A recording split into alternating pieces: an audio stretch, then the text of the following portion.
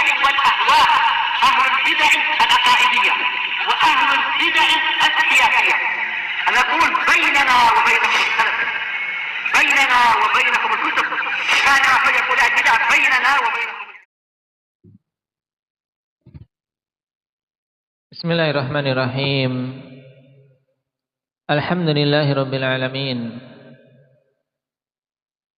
Wassalatu wassalamu ala rasulihil amin wa ala alihi wa ashabihi ajma'in, amma ba'd.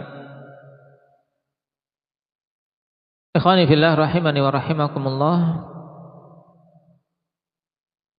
Pertemuan yang lalu kita telah selesai dari ayat yang ke-79 dari surat An-Nisa, yang padanya penegasan dari Allah Subhanahu wa taala bahwasanya Allah mengutus Nabi kita Muhammad sallallahu alaihi wasallam sebagai rasul, bukan sebagai yang lainnya. Wa arsalnaka lin-nasi rasulah wa kafa billahi syahida. Kami telah mengutus engkau wahai Nabi kepada keseluruhan manusia, dan an-nas di sini mencakup manusia, yaitu kita-kita ini dan juga bangsa jin. Nabi diutus untuk mereka juga, sehingga mereka harus tunduk kepada aturan syariat Nabi kita Muhammad sallallahu alaihi wasallam. Wa kafa billahi syahida, dan cukup Allah Subhanahu wa taala sebagai saksi. Nah, di sini akhwani fillah ada hubungan yang sangat erat dengan ayat setelahnya. Ayat yang ke-80, ketika Allah tegaskan bahwa Nabi kita diutus sebagai Rasul, konsekuensi beliau sebagai Rasul untuk kita apakan? Indak Ismail, ketika kita tahu beliau adalah Rasul sebagaimana Allah tegaskan di sini, wa arsalnaka lin-nasi rasula, kita harusnya mentaati apa saja yang beliau perintahkan. Terus kalau berupa perintah kita taati, kalau berupa khabar kita benarkan. Na'am ta'atuhu fima amar wa tasdiquhu fima akhbar. Kita taati apa-apa yang beliau perintahkan, karena beliau Rasul. Yang kedua, kita benarkan apa-apa yang beliau khabarkan. Beliau mengkhabarkan apapun, baik masuk di akal kita ataupun belum. Kenapa? Karena semua yang diberitakan oleh Nabi adalah hak. Kalau itu berhubungan dengan hal-hal yang gaib, kita wajib beriman. Rasulullah SAW mengkhabarkan tentang surga dan neraka, mengkhabarkan tentang alam barzakh dan seterusnya, kita beriman karena beliau adalah Rasul. Beliau tidak berucap dari hawa nafsunya. Adapun selain beliau kemudian berbicara tentang perkara-perkara gaib, maka kita tidak menerima. Kenapa ikhwan? Karena ilmu gaib Allah Subhanahu wa taala tutup. Itu adalah kekhususan Allah Subhanahu wa taala. Wa indahu mafatihul ghaibi la ya'lamuha illahu. Di sisi Allah Subhanahu wa taala kunci-kunci perkara gaib yang tidak mengetahuinya kecuali Dia, yaitu kecuali Allah Subhanahu wa taala. Naam.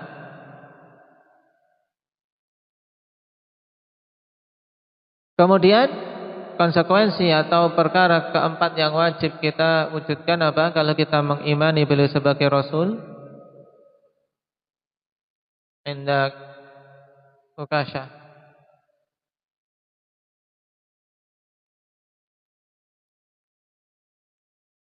beribadah sesuai dengan petunjuknya. Berarti kita tinggalkan semua hal-hal yang tidak diajarkan oleh Nabi sallallahu alaihi wasallam. Kenapa? Karena beliau Rasul, beliau telah menyampaikan semuanya. Kalau beliau telah menyampaikan secara sempurna, maka kita tinggal mengikuti saja. Tidak ada inovasi dalam agama ini. Tidak ada. Kenapa? Karena agama telah sempurna. Sesuatu yang butuh inovasi, sesuatu yang butuh pembaharuan, berarti sesuatu yang belum sempurna. Adapun yang sudah sempurna, kita tinggal mengikuti dan kembali kepada bimbingan yang awal, menjauhkan diri dari apa? Dari tambahan-tambahan yang dibawakan oleh manusia ke dalam syariat Rasulullah sallallahu alaihi wasallam. Oleh karena itulah seruan Nabi sallallahu alaihi wasallam kepada kaum muslimin untuk mereka mencapai kejayaan kembali, yaitu hatta tarji'u ila dinikum, sampai kalian kembali kepada agama kalian. Nah, dan Rasul sallallahu alaihi wasallam jadikan rujukan dalam kita kembali kepada agama ini ya dengan mengikuti generasi terbaik. Nah, dengan mengikuti generasi terbaik. Kenapa? Karena mereka telah dapat rekomendasi. Dalam hadits Ibnu Mas'ud radhiyallahu anhu dengan sanad yang sahih, Nabi sallallahu alaihi wasallam katakan khairun nasi qarni, khairun nasi qarni, tsumma alladziina yalunahum, tsumma alladziina yalunahum. Sebaik-baik manusia adalah generasiku, yaitu para sahabat. Kemudian setelah mereka generasi tabi'in, dan setelah mereka lagi generasi tabi'in. Ini generasi awal, 3 generasi awal umat ini yang kita diperintahkan untuk mengembalikan pemahaman agama kepada pemahaman mereka. Kenapa? Karena mereka lah yang telah mendapatkan rekomendasi kebaikan. Konsekuensi yang keempat apa? Tadi ketiga berarti. Yang pertama, mentaati apa yang beliau perintahkan. Yang kedua, membenarkan apa yang beliau kabarkan. Kemudian beribadah dengan apa yang beliau syariatkan. Yang keempat, apa Wahyu? Menjauhi apa-apa yang beliau larang. Kalau sudah terwujud ini, kita wujudkan 4 hal ini, maka kita betul-betul orang yang meyakini beliau adalah sebagai Rasul kita. Tapi kalau belum, maka apa? Hanya pengakuan belaka. Mengakui beliau sebagai Rasul, tapi apa? Tidak diwujudkan. Nah, makanya dalam ayat ke-80 ditegaskan, Allah Subhanahu wa taala katakan, "May yuti'ir rasul faqad ata'a Allah. Wa man tawalla fama arsalnaka 'alaihim hafidha." Siapa saja mentaati Rasul, maka sungguh dia telah mentaati Allah. Karena jangan sampai seorang beranggapan Rasul itu hanya manusia biasa. Naam, tidak perlu taat. Maka Allah tegaskan, ketaatan kepada Rasul hakikatnya adalah ketaatan kepada Allah juga. Sebagaimana sebaliknya bermaksiat pada Rasul, menyelisih Rasul sallallahu alaihi wasallam, maka juga merupakan bentuk kemaksiatan kepada Allah Subhanahu wa taala. Kenapa? Karena Rasul adalah utusan. Nah, celaan kepada utusan maka secara otomatis mencela kepada yang mengutus. Nah, mencacati apa yang disampaikan oleh utusan, maka berarti secara otomatis dia mencacati yang mengutusnya. Allah Subhanahu wa taala yang mengutus Nabi kita Muhammad sallallahu alaihi wasallam. Maka taat kepada beliau adalah taat kepada Allah. Dan sebaliknya, yang bermaksiat, menyimpang dari jalan Rasul sallallahu alaihi wasallam, maka hakikatnya dia telah menyimpang dari jalan Allah. Sehingga dari sini akhwanifillah kita ketahui tersesatnya mereka-mereka yang mengatakan apa? Qur'aniyun, kami hanya mengikuti Quran saja, tidak perlu hadis. Walaupun sebenarnya penamaan Qur'aniyun enggak benar. Kenapa coba? Kenapa Abah Zaid? Nah, karena kalau dia jujur mengikuti Al-Quran, secara otomatis mesti apa? Mengikuti sunnah harusnya. Berarti klaim mereka mengikuti Al-Quran saja itu tidak benar. Karena berarti mereka juga tidak mengikuti Al-Quran sebenarnya. Dan lebih tepat lagi kalau dinamakan dengan apa? Ingkaru kelompok atau firqah ingkaru sunnah. Orang-orang yang mengingkari sunnah. Baik. Wa man tawalla, dan siapa saja yang berpaling, tidak mau taat kepada Rasul sallallahu alaihi wasallam, fama arsalnaka alaihim hafidha, maka sungguhnya tidaklah kami mengutus engkau wahai Nabi sebagai penjaga atas mereka. Dalam artian siapa yang tidak mau taat, maka itu tanggung jawab mereka sendiri. Naam, engkau hanyalah ditugasi untuk menyampaikan. Mari kita baca tafsir yang dibawakan oleh Imam As-Sa'di rahimahullahu taala pada ayat yang agung ini. Beliau rahimahullahu taala mengatakan, "Ai kullu man ata'a Rasulullah sallallahu alaihi wasallam fi awamirihi wa nawahi faqad ata'a Allah taala."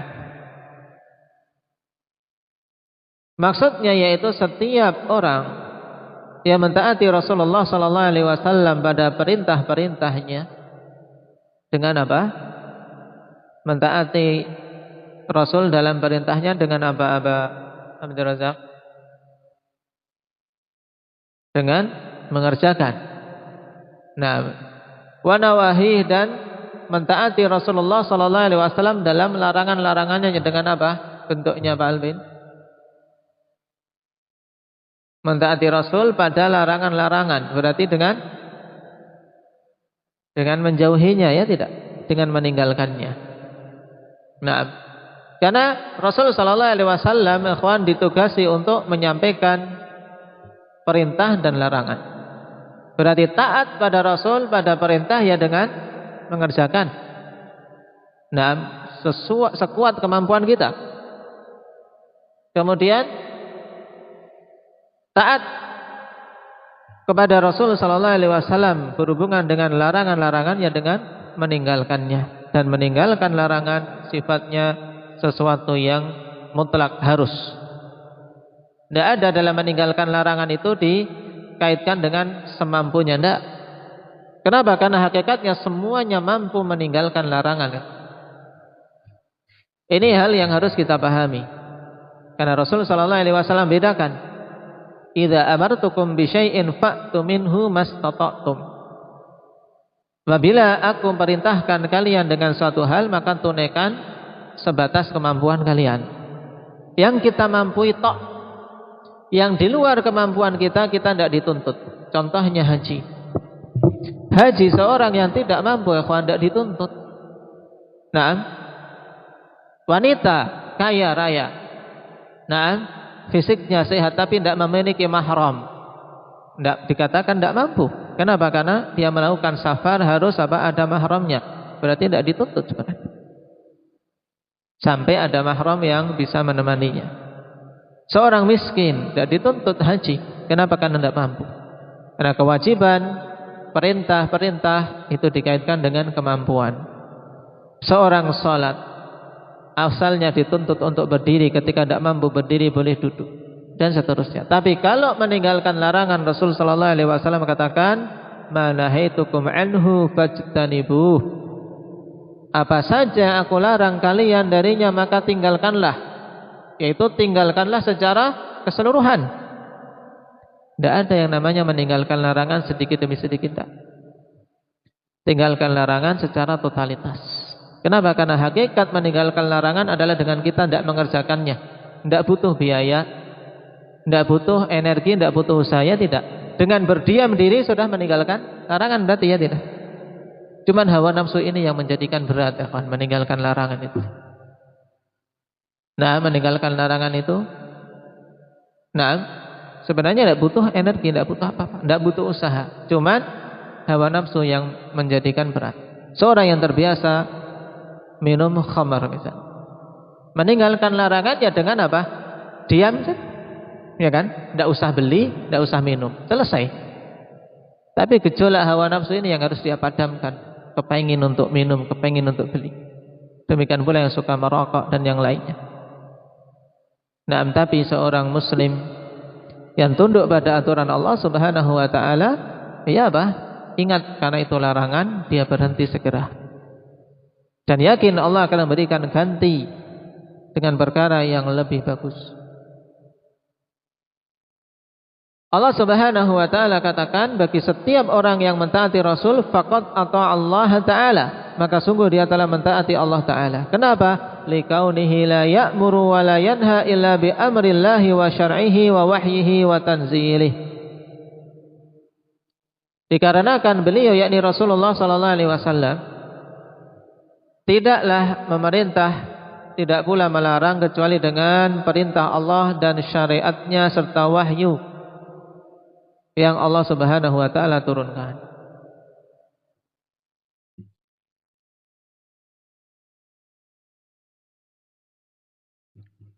Allah Subhanahu wa taala berfirman, "Wa ma yantiqu 'anil hawa in huwa illa wahyun yuha." Tidaklah Nabi berucap dengan hawa nafsunya melainkan wahyu yang diwahyukan. Wa fi hadza ismatur Rasul sallallahu alaihi wasallam. Pada ayat ini terdapat dalil tentang kemaksuman Rasul sallallahu alaihi wasallam. Ini ingat-ingat. Pada ayat ke-80 ini terdapat dalil apa? Kemaksuman Nabi kita Muhammad sallallahu alaihi wasallam. Namanya maksum berarti apa? Terjaga dari kesalahan dalam menyampaikan risalah, dalam menyampaikan syariat. Kenapa? Karena li'anna Allah amara bi ta'atihi mutlaqan. Karena Allah perintahkan untuk mentaati beliau secara mutlak. Ketika kita diperintahkan untuk taat secara mutlak berarti tidak mungkin ada salahnya, ya tidak? Kalau sesuatu ada salahnya maka tidak diperintahkan untuk taat secara mutlak. Contohnya ketaatan kepada pemerintah. Ketaatan kepada pemerintah, ikhwan, diperintahkan. Allah Subhanahu wa taala berfirman, "Ya ayyuhalladzina amanu atti'ullaha wa atti'ur rasul wa ulil amri minkum." Tapi ketaatan kepada ulul amri tidak diperintahkan secara mutlak. Buktinya tidak diulangi dengan lafaz wa atti'u. Berbeda dengan wa atti'ur rasul, diulangi lagi. Wa ulil amri minkum. Ulil amri tidak diulangi, perintah untuk atti'u menunjukkan ketaatan kepada ulil amri ngikut pada hal-hal yang merupakan bentuk ketaatan kepada Allah dan Rasulnya. Kapan saja kalau ulul amri memerintahkan pada perkara maksiat, maka tidak ditaati.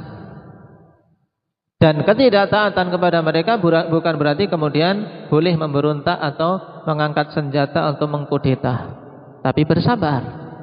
Nah, selama dia tidak mentaati pada hal-hal yang mungkar, ikhwan, itu cukup.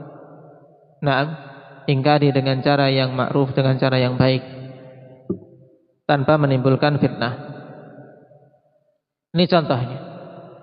Ya, di sini diperintahkan secara mutlak untuk taat, menunjukkan beliau itu maksum, terjaga dari kesalahan. Berhubungan dengan apa? Dengan penyampaian risalah. Falaula annahu ma'sumun fi kulli ma yuballighu 'anillah lam ya'mur bi ta'atihi mutlaqan wa yumdah 'ala dzalik. Seandainya saja beliau tidak maksum pada semua perkara yang beliau sampaikan dari Allah, maka tentunya Allah tidak akan memerintahkan beliau untuk memerintahkan manusia untuk mentaati beliau secara mutlak. Wa yamdah 'ala dzalik, dan tentunya Allah tidak akan memuji atas yang demikian itu. Allah puji Rasulnya. Naam. Wa hadza minal huquqil mushtarakah, dan ini termasuk di antara hak-hak yang mushtarakah, yaitu hak-hak yang apa? Yang ada sisi kesamaan, ya kawan, antara hak Allah dan hak Rasulnya, yaitu apa? Sama-sama harus ditaati. Paham? Makanya dinamakan hukuk mushtarakah. Kenapa? Fa innal huquqa thalathah. Karena hak-hak itu bisa dibagi-bagi menjadi 3 pembagian. Yang pertama, haqqun lillahi ta'ala la yakunu li ahadin minal khalqi. Yang pertama adalah hak Allah semata, tidak boleh hak ini diberikan kepada seorang pun dari kalangan makhluk. Ini dicamkan benar-benar. Hak ini khusus bagi Allah. Apa itu? Wa huwa ibadatullah wa raghbatu ilaih wa tawabi'u dzalik, yaitu peribadatan kepada Allah dan harapan kepada Allah, serta hal-hal yang mengikuti itu dari semua jenis-jenis ibadah. Makanya tidak boleh ini kita serahkan kepada manusia, kita mengharap kepada manusia. Nah, minta kesembuhan kepada manusia, minta rizki kepada manusia. Tidak. Tapi itu harus diserahkan kepada Allah semata. Kita mintanya pada Allah, berdoa pada Allah. Ini hak yang khusus. Yang kedua, wa qismun mukhtassun bir rasul. Yang kedua adalah hak yang khusus untuk Rasul sallallahu alaihi wasallam.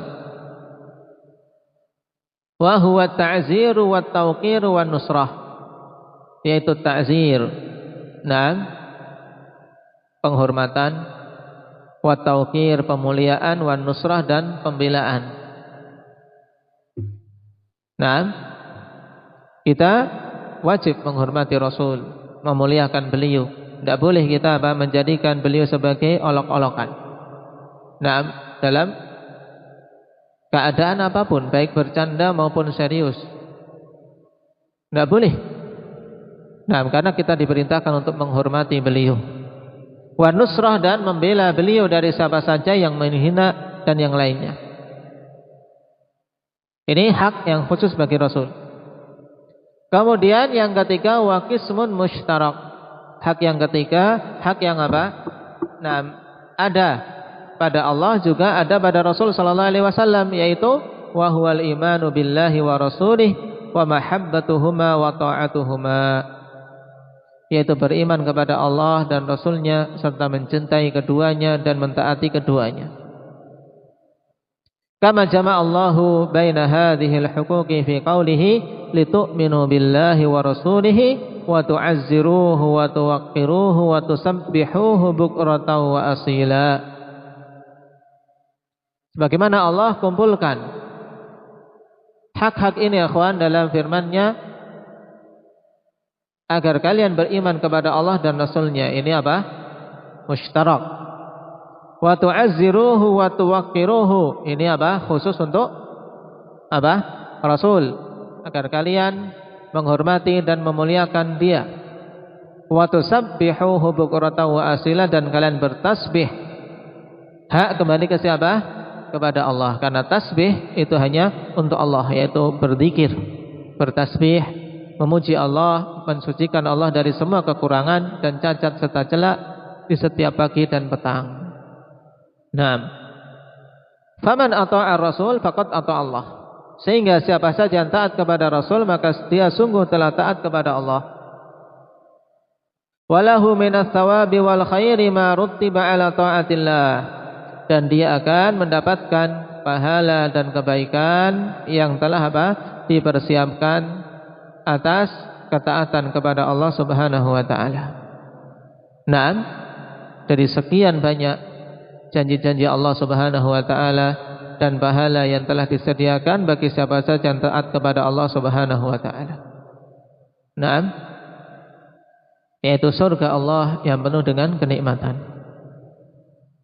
Kemudian sebaliknya, wa man tawalla fama arsalnaka alaihim hafizah. Siapa saja yang berpaling an ta'atillahi wa rasulih, dari ketaatan kepada Allah dan Rasulnya, yaitu tidak mau taat, membangkang. Fa innahu la yadurru illa nafsah. Maka sungguhnya dialah tidak memandarati kecuali dirinya sendiri. Wa la yadurrullaha syai'a, tidak akan memandarati Allah sama sekali. Ini harus kita sadari, ya. Ketika kita berbuat maksiat wal iyadu billah, atau menjauh dari ketaatan kepada Allah maupun Rasulnya, Allah dan syariat ini tidak termandarati sedikit pun, akan tetapi perbuatan itu kembalinya pada kita. Mandarat kepada diri kita sendiri. Makanya dikatakan semua dosa adalah bentuk kezaliman terhadap diri sendiri. Bentuk kezaliman terhadap diri sendiri. Orang-orang seperti ini, faman tawalla fama arsalnaka alaihim hafizah. Maka engkau wahai Nabi, tidaklah kami utus untuk menjadi penjaga bagi mereka. Ai tahfadu a'malahum wa ahwalahum. Engkau itu bukan pengawas untuk mengawasi amalan-amalan mereka secara keseluruhan, mengawasi kondisi mereka. Tidak. Bal arsalnaka muballighan wa mubayyinan wa nasiha. Bahkan kami mengutus engkau sebagai penyampai dan penjelas serta pemberi nasihat. Dan ini tugas setiap duat ilallah azza wajal untuk menyebarkan ini, ikhwan. Sampaikan apa yang telah diketahui berupa kebenaran, jelaskan, nasihati. Bukan pemaksa. Naam, bukan memaksa. Akan tapi bagi siapa-siapa yang memiliki kekuatan dari pemerintah, naam, ulatul amr, mereka punya hak untuk apa? Bersikap tegas terhadap mereka-mereka yang membangkang atau bermaksiat kepada Allah dan Rasulnya, menetapkan hukum had dan seterusnya. Wa qad addaita wadhifataka wa wajaba ajruka 'ala Allah. Ya, seandainya mereka berpaling, naam, bukan tanggung jawabmu, karena apa? Engkau telah menunaikan tugasmu dan apa? Wajib untuk engkau mendapatkan pahala dari si Allah Subhanahu wa taala. Sawa'un ihtadu am lam yahtadu, sama saja apakah mereka mau menerima hidayah, mau menyambut petunjuk ataukah tidak. Nah, ini penting, ya. Jangan sampai seorang jemu dalam menyampaikan nasihat, dinasihati ndak nurut-nurut, ndak, sampaikan. Baik mereka mendapatkan dan menerima petunjuk tersebut ataupun tidak, sampaikan. Kenapa? Karena kalian tetap mendapatkan pahalanya. Nah, kama qala ta'ala, fadzakkir innama anta mudzakkir lasta 'alaihim bimusaitir. Nah, beri peringatan, karena engkau ini hanyalah pemberi peringatan, bukan sebagai pemaksa atas mereka. Ayat ini ayat yang agung. Makanya di antara sunnah, nah, dalam Jum'ah Khanifillah yang dibaca adalah apa? Surat ini, pada surat Al-Ghasyiyah. Karena apa? Di Jum'ah itu zikr, yaitu peringatan kepada manusia. Cuman diingatkan di sini, kita hanya pemberi peringatan, bukan menjadi pemaksa. Fadzakir innama anta mudzakkir lasta 'alaihim bimusaitir. Engkau itu bukan pemaksa. Kenapa? Karena hati tidak bisa dipaksa, ya kawan. Hati tidak bisa dipaksa. Makanya Islam, na'am, la ikraha fiddin. Tidak ada paksaan di dalam agama ini. Sebab apa? Tidak ada faedahnya seorang beragama tapi terpaksa. Na'am, yang diinginkan seorang ikhlas dalam beragama. Maka ini yang hendaknya ditumbuhkan pada diri anak-anak, untuk mereka betul-betul, na'am, beragama, betul-betul beribadah dalam kondisi apa? Dia senang, dia sadar. Nah, bagaimana cara menumbuhkannya? Butuh apa? Memohon taufik pada Allah Subhanahu wa taala disertai doa yang tidak pernah putus. Nah, barakallahu fikum, ini ayat yang agung, ikhwani fillah.